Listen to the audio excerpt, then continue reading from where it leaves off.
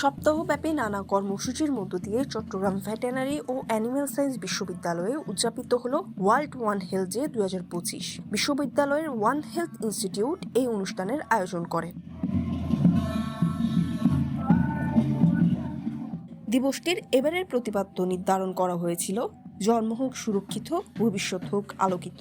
World one health day 2025 উপলক্ষে আজ 30 November রবিবার দুপুর 12টায় বিশ্ববিদ্যালয় ক্যাম্পাসে এক বর্ণাঢ্য শোভাযাত্রা বের করা হয়। উপাচার্য প্রফেসর ডক্টর মোহাম্মদ লুৎফুর রহমানের নেতৃত্বে শোভাযাত্রায় বিশ্ববিদ্যালয়ের শিক্ষক, কর্মকর্তা, শিক্ষার্থী এবং কর্মচারীরা স্বতঃস্ফূর্তভাবে অংশগ্রহণ করেন। আমাদের সামনে অনেকগুলো চ্যালেঞ্জ রয়েছে, সেই চ্যালেঞ্জগুলোকে মোকাবেলা করতে পারলেই কিন্তু আমরা একটা স্বাস্থ্যবান বাংলাদেশ আমরা পাবো।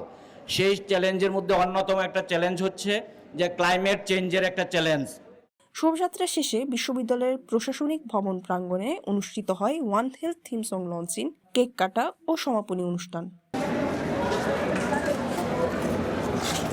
এই ওয়ার্ল্ডের জন্য হচ্ছে যে হিউম্যান, অ্যানিম্যাল, তারপর হচ্ছে এনভায়রনমেন্টটা আসলে একটা এক থাকা দরকার। দ্যাটস ওয়াই এটার জন্য আমাদের স্যার সবসময় আসলে ওয়ান হেলথের ব্যাপারে কাজ করে যাচ্ছে। এই কারণে আমরা প্রত্যেক বছরে ওয়ান হেলথের একটা সেলিব্রেশন করে থাকি।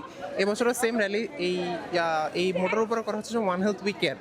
সমাপনী অনুষ্ঠানে প্রধান অতিথি হিসেবে উপস্থিত ছিলেন উপাচার্য professor doctor Mohammad Lutfur Rahman. Climate চেঞ্জের কারণে আমাদের পরিবেশের উপরে বিরূপ প্রভাব পড়ছে, আমাদের প্রোডাকশন লস হচ্ছে, রোগবালাই বেড়ে যাচ্ছে। সুতরাং আমাদের এই ক্লাইমেট চেঞ্জকে আমরা কিভাবে মিটিগেশন করতে পারি, কিভাবে অ্যাডাপ্টেশন করতে পারি, সেই দিকে আমাদের সবাইকে নজর দিতে হবে। ওয়ান হেলথ ইনস্টিটিউটের পরিচালক প্রফেসর ডক্টর মোহাম্মদ আহসানুল হকের সভাপতিত্বে এই অনুষ্ঠানে বিশ্ববিদ্যালয়ের বিভিন্ন অনুষদের ডিন, ইনস্টিটিউটের পরিচালক, রেজিস্ট্রার, শিক্ষক, কর্মকর্তা ও শিক্ষার্থীরা উপস্থিত ছিলেন। বিষয় হলো যে আমাদের একটা কালচার তৈরি করতে হবে। কারণ হলো এইখানে এক স্বাস্থ্য বলতে শুধুমাত্র প্রাণী নয়, আমাদের মানুষ, আমাদের পরিবেশ এবং অন্যান্য যারা আছে সবাইকে মিলে আমাদের এক স্বাস্থ্য।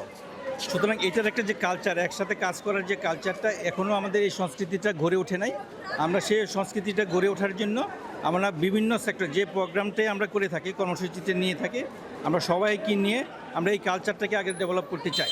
আমরা এখন দেখতে পাচ্ছি আমাদের অ্যান্টিবায়োটিক রেজিস্ট্যান্স, কিছুদিন আগে অ্যান্টিবায়োটিক রেজিস্ট্যান্স সপ্তাহ গেছে।